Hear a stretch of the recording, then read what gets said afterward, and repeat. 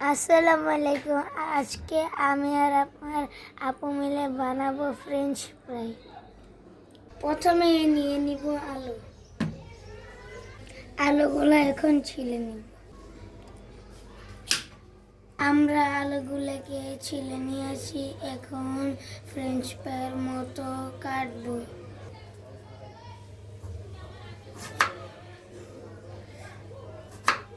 কাটা হয়ে গেছে, এখন আলুগুলোকে ধুয়ে নিব। আমরা এখন আলুগুলোকে সামান্য লবণ দিয়ে 3 মিনিটের জন্য সিদ্ধ করে নিব।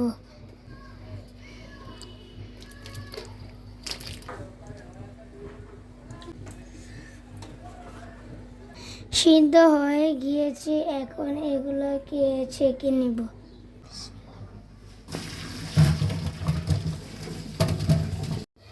এখন এর সাথে অ্যাড করব কর্নফ্লাওয়ার।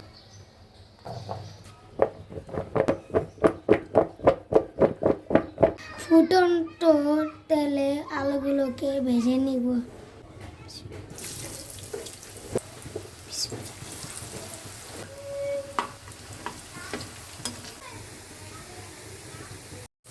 ভাজা হয়ে গিয়েছে, এখন এগুলোকে আমরা তুলে নিব।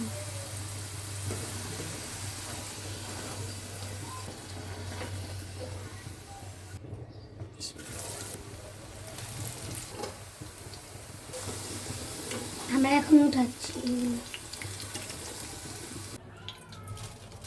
আমাদের ভাজা শেষ, এখন সামান্য বিট লবণ ও গোলমরিচের গুঁড়া দিয়ে এগুলা মেখে নেব।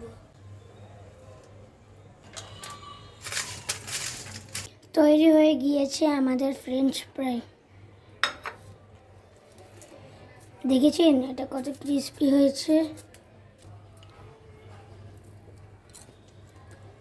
আপনারা বাসায় ট্রাই করবেন। আল্লাহ হাফেজ।